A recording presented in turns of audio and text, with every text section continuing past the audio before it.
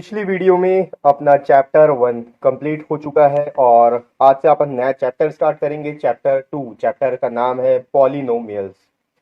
तो अगर इस वीडियो में अपन देखेंगे इंट्रोडक्शन, वो भी एक्सरसाइज 2.1 के लिए, यानी कि जो पहला एक्सरसाइज होगा उसके लिए कुछ इंट्रोडक्शन, कुछ इंपॉर्टेंट पॉइंट्स हैं जो इस वीडियो में अपन डिस्कस करेंगे, जिसको लेकर हम लोग एक्सरसाइज के क्वेश्चन को इजीली सॉल्व कर सकें।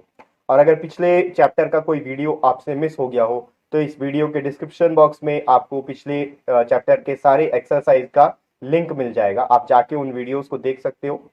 और अगर आपको किसी क्वेश्चन में डाउट हो तो आप कमेंट बॉक्स में कमेंट करके भी पूछ सकते हो और मेरे को ईमेल करके भी पूछ सकते हो। मेरा ईमेल एड्रेस आपको वीडियो के डिस्क्रिप्शन बॉक्स में मिल जाएगा।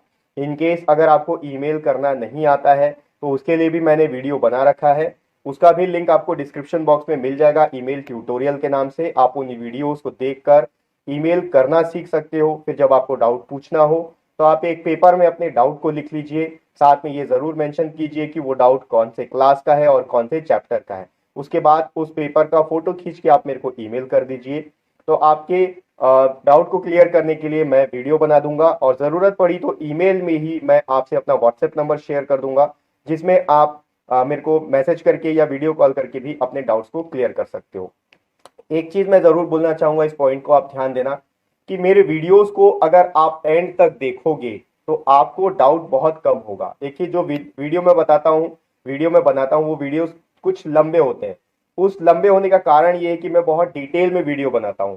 ठीक है, आपको जो भी पॉइंट समझाना रहता है बहुत डिटेल में समझाता हूँ। डिटेल में मैं इसलिए बताता हूँ ताकि उस क्वेश्चन से रिलेटेड और कोई भी टॉपिक, उस टॉपिक से रिलेटेड अगर कोई भी क्वेश्चन आपके सामने आ जाए तो आप उसको सॉल्व कर सको। मैं सिर्फ एक क्वेश्चन के ऊपर कॉन्सेंट्रेट नहीं करता, मैं आपके लिए वीडियो इस तरीके से बनाता हूं कि आप उससे रिलेटेड कोई भी क्वेश्चन अगर आपके सामने में आ जाए तो आप उसको बना सको।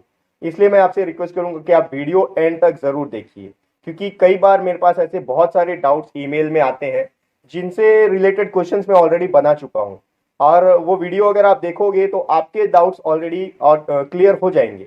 इसलिए ये जरूरी है कि आप वीडियो को एंड तक जरूर देखें और एक एक पॉइंट को ध्यान दें। ठीक है, जो पॉइंट आपको समझ में नहीं आता वो पॉइंट के नीचे आप कमेंट बॉक्स में कमेंट कर दीजिए कि सर ये पॉइंट समझ में नहीं आया, तो मैं उसके लिए फिर से वीडियो बना दूंगा आपके लिए। ठीक है, तो इसलिए ये जरूरी है कि आप वीडियो को एंड तक जरूर देखो। और कई बार ये होता है कि मैं बहुत सारे डाउट्स का रिप्लाई नहीं कर पाता हूँ, उसका रीजन ये रहता है कि आपका पोर्शन कंप्लीट करना रहता है। पिछले साल का जो क्लास 8 का वीडियो था वो पोर्शन मैंने काफी लेट से कंप्लीट किया था, बहुत सारे स्टूडेंट्स मेरे से नाराज भी हैं। तो मैं ये कोशिश करता हूं कि आपके पोर्शन को जल्द से जल्द कंप्लीट करूं, इसलिए मैं आपके डाउट्स को थोड़ा लेट से उसको एक्सेप्ट करता हूं या लेट से उसके लिए वीडियो बनाता हूं। ठीक है, तो ये जरूरी है कि आप ध्यान देना कि क्वेश्चन को आप या जो भी वीडियो है आप देख रहे हो वो एंड तक आप जरूर देखो। एंड तक अगर आप देखोगे तो जो भी टॉपिक मैं आपको समझा रहा हूं उससे रिलेटेड जो भी क्वेश्चन आएंगे वो आप इजीली सॉल्व कर पाओगे। ठीक है, तो चलिए आप व्हाइट बोर्ड की तरफ चलते हैं और एक्सरसाइज 2.1 के लिए कुछ इंपॉर्टेंट पॉइंट्स देख लेते हैं। तो अपने चैप्टर का नाम है पॉलिनोमियल्स। तो एज यूजुअल, जैसा कि जब कभी भी हम नया चैप्टर स्टार्ट करते हैं तो सबसे पहले हम लोग चैप्टर का नाम का मीनिंग समझते हैं कि इसका मतलब क्या है, क्योंकि अगर आप चैप्टर का मीनिंग समझ लो, इसके नाम का मीनिंग समझ लो, तो चैप्टर आपके लिए बहुत आसान हो जाता है पढ़ना। ठीक है, तो देखो ये पॉलिनोमियल्स दिया, पॉलिनोमियल्स को हम लोग दो पार्ट में डिवाइड करेंगे। पहला है पॉली और दूसरा है नोमियल। ठीक है, पॉली मतलब होता है मेनी, बहुत सारा, और नोमियल्स मतलब होता है टर्म्स, यानी कि बहुत सारे टर्म्स। अब बहुत सारे टर्म्स को मिला के आप इक्वेशन बना सकते हो, एक्सप्रेशन बना सकते हो। ठीक है, अब ये सब चीज क्या होता है, टर्म्स क्या होता है, इक्वेशन क्या होता है, ये सारी चीजें आपने पहले भी पढ़ लिया है। तो इस जो एक्सरसाइज हमारा आने वाला है, एक्सरसाइज 2.1, इसमें हम लोग कुछ चीज को रिवाइज करेंगे। इस इंट्रोडक्शन पार्ट में मैं आपको कुछ ऐसी चीजें बताऊंगा जो आप ऑलरेडी पढ़ चुके हो, उसको हम लोग केवल रिकॉल करेंगे। ठीक है, तो स्टार्ट करते हैं। सबसे पहले अपन देखते हैं वेरिएबल क्या होता है। आपको भी पता है, आप स्टार्टिंग से पढ़ते आ रहे हो कि वेरिएबल एक ऐसा शब्द है जो कि फिक्स नहीं है, जिसका वैल्यू फिक्स नहीं है। ठीक है, अब वेरिएबल कुछ भी हो सकता है, ए से लेकर जेड तक किसी भी इंग्लिश लेटर को हम लोग ले सकते हैं वेरिएबल के रूप में। सपोज मैं लेता हूं एक्स। अब किसी इक्वेशन में अगर आपको एक्स मिल जाए तो एक्स का वैल्यू हमको फाइंड आउट करना रहता है। एक्स का वैल्यू कुछ भी हो सकता है, 1 2 3 4 10 20 50, कुछ भी हो सकता है। एक्स का वैल्यू फिक्स नहीं है। ठीक है, इसी तरीके से y होता है, z होता है, कई बार p होता है, q होता है, जितने भी लेटर, ठीक है, इनका वैल्यू फिक्स नहीं है, इनका वैल्यू कुछ भी हो सकता है, ठीक है। अब इसके बाद आता है एक टर्म कांस्टेंट। कांस्टेंट क्या होता है? कांस्टेंट एक ऐसा टर्म है जिसका वैल्यू फिक्स्ड है, जैसे कि 4। अब 4 को हम सिर्फ 4 ही लिख सकते हैं, 5 नहीं लिख सकते। 5 लिखेंगे तो बड़ा हो जाएगा, 3 लिखेंगे तो छोटा हो जाएगा। 5 है, 6 है, 9 है, 20 है, 84 है, जो भी वर्ड है, सॉरी जो भी नंबर है, इनका वैल्यू फिक्स है, इसलिए इसको कांस्टेंट बोला जाता है। इसके बाद एक चीज आता है टर्म। जब वेरिएबल और कांस्टेंट आपस में मिलके मल्टीप्लाई हो जाते हैं तो एक टर्म बनता है, जैसे कि 4 और x को अगर मल्टीप्लाई किया जाए 4 इंटू एक्स, तो ये हो गया 4x। 4x एक टर्म है। अब ये कांस्टेंट टर्म जरूरी नहीं कि पॉजिटिव हो, ये निगेटिव भी हो सकता है। अगर -5 को y से इंटू किया जाए, -5 इंटू वाई, तो ये होता है -5y, ये भी एक टर्म। तो टर्म क्या होता है? Multiplication of variable and constant. अब हमेशा एक चीज याद रखना, यहां पर कांस्टेंट टर्म हम पहले लिखते हैं और वेरिएबल हमेशा बाद में लिखते हैं। अब जब आप टर्म समझ चुके हो टर्म क्या होता है, तो इसमें एक चीज और है कि किसी भी टर्म में जो नंबर होता है इसको हम लोग कोफिशिएंट बोलते हैं। कोफिशिएंट, ठीक है। यहां पर x का कोफिशिएंट 4 है, y का कोफिशिएंट -5 है। ठीक है, आपको इसी तरह का क्वेश्चन पूछेगा, एक आपको एग्जांपल दे देगा, x² plus 2xy plus Y square. अब आपको पूछेगा यहां पर x² का कोफिशिएंट क्या है, तो आप देखो x² के सामने कोई भी नंबर नहीं है, तो अगर इसको अपन 1 से मल्टीप्लाई करेंगे तो ये x² ही रहेगा, ठीक है। तो x² का कोफिशिएंट हम लोग लिख सकते हैं कि इसका कोफिशिएंट 1, ठीक है। तो आपको ये समझ में आ गया कि वेरिएबल क्या होता है, कांस्टेंट क्या होता है, टर्म क्या होता है, कोफिशिएंट क्या होता है, ठीक है। इसके बाद कुछ और पॉइंट्स है, वो भी हम लोग रिकॉल करते हैं। देखो ये सारी चीज आप पहले पढ़ चुके हो, ठीक है, इसको केवल रिकॉल करना है, इसे मैं आपको इसको डीपली नहीं बता रहा हूं, आपको सिर्फ ये इंपॉर्टेंट जो पॉइंट्स है वो मैं आपको रिवाइज करवा दे रहा हूं कि ये चीज होता है, क्योंकि यही चीज हमको एक्सरसाइज में पढ़ना है। तो मैं इसको रब करता हूं, कुछ इंपॉर्टेंट पॉइंट्स और है उसको भी देखते हैं। अब अपन देखते हैं कि मोनोमियल क्या होता है,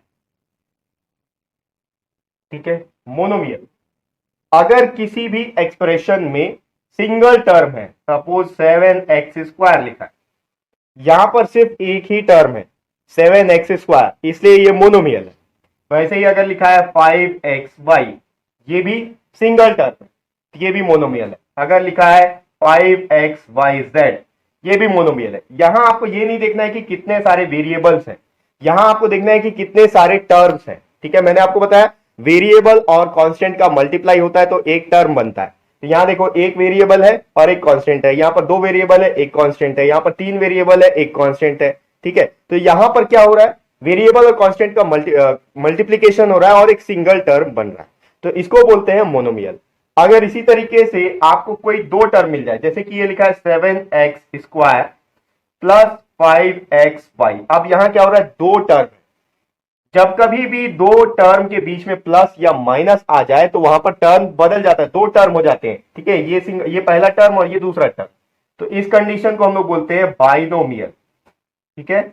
ऐसा कोई भी एक्सप्रेशन जिसमें 2 टर्म हो उसको बाइनोमियल बोलते हैं। अच्छा, एक्सप्रेशन क्या होता है, आप कंफ्यूज मत हो। एक्सप्रेशन क्या होता है, आप जिस तरीके से टर्म होता है वैसे ही एक्सप्रेशन भी होता है, आप इसको भी एक्सप्रेशन बोल सकते हो, ये भी एक्सप्रेशन है। जहां पर कोई भी एक कांस्टेंट भी लिखा हुआ है तो भी आप उसको एक्सप्रेशन बोल सकते हो, ठीक है। एक वेरिएबल लिखा है तो भी एक्सप्रेशन, सिर्फ x² लिखा हुआ है तो भी ये भी एक एक्सप्रेशन है, सिर्फ 5 लिखा हुआ है तो आप इसको एक्सप्रेशन बोल सकते हो, ठीक है। तो अगर आपको ऐसा एक्सप्रेशन मिल जाए जहां पर 2 टर्म है उसको बोलेंगे बाइनोमियल। अगर आपको कोई ऐसा टर्म मिल जाए जहां पर 3 टर्म है, x² 7x² plus 5x² plus 5xyz, यहां पर आपके पास 3 टर्म, इसको हम लोग बोलेंगे ट्राइनोमियल, ठीक है। ये हो गया ट्राइनोमियल। अब जैसा कि हम लोग चैप्टर पढ़ रहे हैं पॉलिनोमियल, तो पॉलिनोमियल में आपको बताया, पॉली मतलब मेनी, मियल्स मतलब टर्म, बहुत सारे टर्म, तो उसको हम लोग पॉलिनोमियल बोलते हैं। अब जब सिंगल टर्म है तो आप मोनोमियल बोलोगे, 2 टर्म है तो बाइनोमियल, 3 टर्म है तो ट्राइनोमियल। अगर 3 से ज्यादा टर्म है तो उसको हम लोग सिंपली पॉलिनोमियल बोलेंगे। और ये जरूरी नहीं है कि 3 से ज्यादा टर्म हो तो ही वो पॉलिनोमियल होगा, पॉलिनोमियल आप सिंगल टर्म वाले एक्सप्रेशन को भी बोल सकते हो, दो टर्म वाले एक्सप्रेशन को भी बोल सकते हो और तीन टर्म वाले एक्सप्रेशन को भी बोल सकते हो।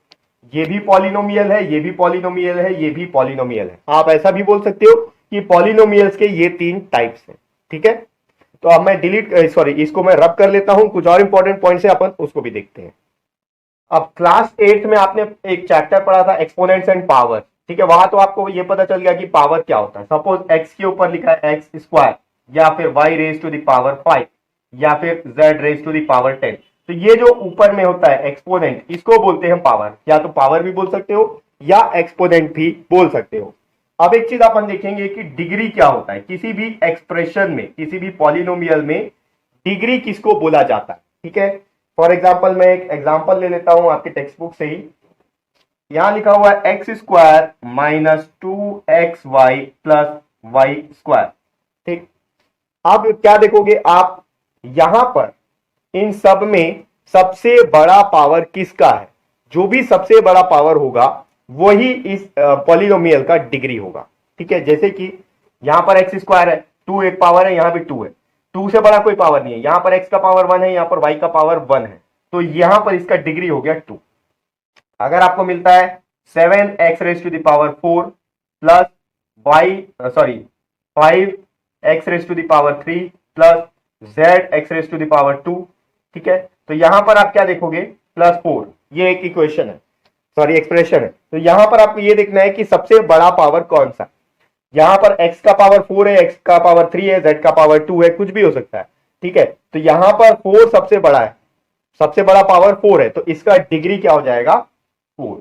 तो इस तरीके से आप किसी भी एक्सप्रेशन में डिग्री फाइंड आउट कर सकते हो कि आपको एक एक्सप्रेशन दे देगा और आपको बोलेगा इसका डिग्री क्या है। तो जो हाईएस्ट पावर होगा वही उस एक्सप्रेशन का डिग्री होगा। ठीक है, मैं इसको रब करता हूं कि कुछ और इंपॉर्टेंट पॉइंट्स है उसको भी देखते हैं। तो अब आपने देख लिया, समझ लिया कि पॉलिनोमियल क्या होता है। तो पॉलिनोमियल्स में कुछ और टाइप्स भी होते हैं, जैसे कि polynomial in one variable, polynomial in two variable और पॉलिनोमियल इन थ्री वेरिएबल। ये सब क्या होता है? ठीक है, पॉलिनोमियल इन वन वेरिएबल, जैसा कि आपको नाम से ही समझ में आ रहा है, ऐसा पॉलिनोमियल जिसमें सिर्फ एक ही वेरिएबल। ठीक है, जैसे कि अगर यहां लिखा है 7x square plus 5x plus 6। अब यहां पर वेरिएबल आप देखोगे तो यहां भी x है और यहां भी x है, सिर्फ x है। तो इस पॉलिनोमियल को हम लोग बोलेंगे पॉलिनोमियल इन वन वेरिएबल। अगर कोई आपको ऐसा पॉलिनोमियल या ऐसा एक्सप्रेशन मिल जाए जहां पर एक से ज्यादा वेरिएबल हो, जैसे कि अगर दिया है 7x स्क्वायर प्लस वाई, अब यहां पर देखो x भी है और y भी है। ठीक है, आपको एक्स स्क्वायर पे ध्यान नहीं देना है, आपको सिर्फ वेरिएबल देखना है कि कितने वेरिएबल है। यहाँ एक वेरिएबल हो गया x, दूसरा वेरिएबल हो गया y, तो इसको हम लोग बोलेंगे पॉलिनोमियल्स इन टू वेरिएबल। ठीक है, अगर इसके बाद आपको अगर मिल जाए तीन वेरिएबल, जैसे कि 7x स्क्वायर है plus Y square plus Z, अब यहां पर आप देखो x भी है, y भी है, z भी है, तीन वेरिएबल्स हैं, तो इसको हम लोग बोलेंगे पॉलिनोमियल्स इन थ्री वेरिएबल। ठीक है, आपको वेरिएबल देखना है सिर्फ कितने सारे वेरिएबल हैं। यहां सिर्फ x है इस एक्सप्रेशन में, यहां पर x भी है, y भी है, और यहां x y z तीनों है, तो इसी के अकॉर्डिंग ये डिवाइड हो जाता है कि वन वेरिएबल, टू वेरिएबल और थ्री वेरिएबल। ठीक है, तो मैं इसको रब करता हूं, कुछ और इंपॉर्टेंट पॉइंट्स है उसको भी देखते हैं। तो अब आपको समझ में आ गया होगा डिग्री क्या होता है। इसके पहले मैंने आपको बताया डिग्री के बारे में। डिग्री से रिलेटेड एक चीज और देखते हैं, अगर कोई ऐसा पॉलिनोमियल आपको मिल जाए जिसका डिग्री 1 है, जैसे कि 4x प्लस 5, यहां पर x का जो पावर है वो 1 है, तो इसका डिग्री क्या हो गया, 1। अगर आपको कोई दूसरा एग्जांपल देखते हैं, अगर लिखा है 2y, सिर्फ 2y लिखा हुआ है, ठीक है, तो ये भी एक टर्म है, ये भी एक पॉलिनोमियल है। यहां पर जो y का पावर है 1 है, यानी कि इसका डिग्री 1। तो ऐसा कोई भी पॉलिनोमियल जिसका डिग्री 1 हो उसको हम लोग बोलते हैं लीनियर पॉलिनोमियल। ठीक है, अब अगर हम लोग आगे बढ़े, तो अगर आपको कोई ऐसा एक्सप्रेशन या ऐसा पॉलिनोमियल मिल जाए जिसका डिग्री 2 हो, जैसे कि 2x स्क्वायर प्लस 5, ठीक है, यहां पर इसका डिग्री कितना है, डिग्री आप कैसे फाइंड आउट करोगे, जो वेरिएबल है उसका पावर देखना है। यहां पर वेरिएबल x है, उसका पावर 2 है। तो जब कभी भी ऐसा आपको कोई पॉलिनोमियल मिल जाए जिसका वेरिएबल का जो पावर है वो 2 हो, या फिर जिसका डिग्री जो है वो 2 हो, उसको हम लोग बोलते हैं क्वाड्रेटिक पॉलिनोमियल। ठीक है, इसको बोलेंगे क्वाड्रेटिक पॉलिनोमियल। ये कुछ भी हो सकता है, यहां पर हो सकता है 2y² + 6। ठीक है, आपको डिग्री देखना है, आपको ये नहीं देखना है कि उसमें कितने सारे वेरिएबल है या कौन कौन से वेरिएबल है। ज्यादा वेरिएबल भी हो सकते हैं, 3x² + 2xy + z।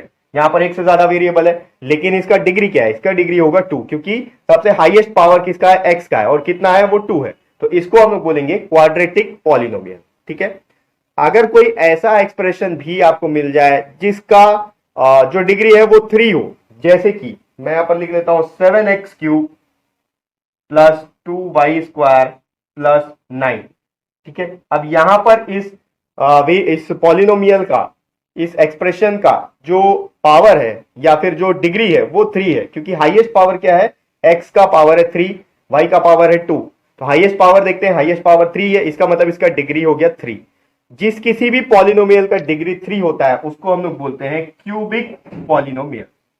ठीक है, अब सबसे इंपॉर्टेंट चीज, आपने अभी तक ये देख लिया कि इन सब में पॉलिनोमियल क्या होता है, पॉलिनोमियल्स के टाइप्स देख लिए, monomials, binomials, trinomials, linear polynomial, quadratic polynomial और क्यूबिक पॉलिनोमियल। इन सबको आइडेंटिफाई करना भी सीख गए। आपको अब ये कैसे पता चलेगा कि कोई एक ऐसा अगर आपको एक्सप्रेशन दे दिया जाए तो ये पॉलिनोमियल है या नहीं है? ठीक है, अभी तक आपने ये देखा कि पॉलिनोमियल क्या होता है। अब आपको ये आइडेंटिफाई करना है कि ये जो आपको एक्सप्रेशन दिया है वो पॉलिनोमियल है या नहीं है।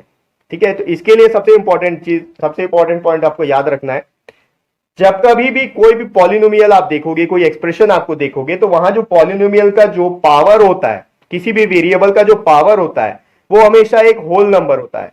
ठीक है, या तो x का पावर 1 होगा, 2 होगा, 3 होगा, या 0 भी हो सकता है। अगर x का पावर 0 है तो इसका वैल्यू 1 होता है हमेशा। ठीक है, x का पावर 0 भी हो सकता है, इसका वैल्यू होता है 1। तो x का पावर 0 हो सकता है, 1 हो सकता है, 2 हो सकता है, 20, 30, 50 कुछ भी हो सकता है। ठीक है, तो वो एक पॉलिनोमियल है। लेकिन अगर किसी भी वेरिएबल का पावर फ्रैक्शनल नंबर आए या फिर निगेटिव नंबर आए, इंटीजर आए, तो वो एक पॉलिनोमियल नहीं होता है। मैं आपको एक एग्जांपल देता हूं, अगर यहां पर लिखा हुआ है √x + y, तो ये एक पॉलिनोमियल नहीं है, क्योंकि y का पावर तो 1 है, लेकिन x का पावर क्या होगा? अगर इस रूट को हटाना है तो x का पावर होगा x⁻1/2। तो ये एक पॉलिनोमियल नहीं है। लेकिन अगर इसी की जगह ऐसा लिखा होता √2, यहां पर लिखा है सपोज √2x + y, तो ये एक पॉलिनोमियल है। क्यों? क्योंकि जो वेरिएबल है ये रूट के बाहर है, रूट के अंदर कांस्टेंट हो सकता है। ठीक है, कांस्टेंट है तो कोई प्रॉब्लम नहीं है, लेकिन अगर कोई वेरिएबल रूट के अंदर है तो वो एक पॉलिनोमियल नहीं होगा। तो इस केस में ये एक पॉलिनोमियल जरूर है, क्योंकि x का जो पावर है 1 है, होल नंबर में, y का पावर भी 1 है जो है होल नंबर। ठीक है, तो हमेशा याद रखना है वेरिएबल तभी बनेगा जब उसका जो पावर है वो एक होल नंबर हो। अच्छा, इसका पावर निगेटिव भी नहीं हो सकता। अगर आपके पास ऐसा दिया हुआ है 1/x⁻², तो क्या ये एक पॉलिनोमियल है? ये एक पॉलिनोमियल नहीं है, क्योंकि आप इसको जब कन्वर्ट करोगे तो ये होगा x⁻², x⁻², तो -2 एक इंटीजर है, एक होल नंबर नहीं है, इसलिए ये एक पॉलिनोमियल नहीं हो सकता। ठीक है, तो ये आपको ध्यान में रखना है कि कोई भी आपको पहचानने बोलेगा ये किस तरह का पॉलिनोमियल है, क्यूबिक है कि क्वाड्रेटिक है या फिर लीनियर है, तो उस कंडीशन में आपके पास ऐसे भी क्वेश्चन आ सकते हैं जहां पर वो जो एक्सप्रेशन दिया हो वो पॉलिनोमियल ही ना हो। तो आप आइडेंटिफाई कैसे करोगे? अगर रूट वाला वैल्यू अगर कोई भी वेरिएबल रूट के अंदर में है तो पॉलिनोमियल नहीं है।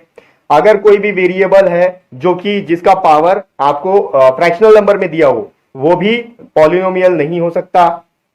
अगर कोई ऐसा वेरिएबल मिल गया आपको किसी एक्सप्रेशन में जहां पर वेरिएबल का जो पावर है वो निगेटिव हो, तो वो भी पॉलिनोमियल नहीं हो सकता। ठीक है, तो बस इतने ही सारे पॉइंट्स हैं, इन सारे पॉइंट्स को आपको ध्यान में रखना है। इन सारे पॉइंट्स को ध्यान में रखते हुए नेक्स्ट वीडियो से हम लोग एक्सरसाइज 2.1 के क्वेश्चंस को लेना स्टार्ट करेंगे।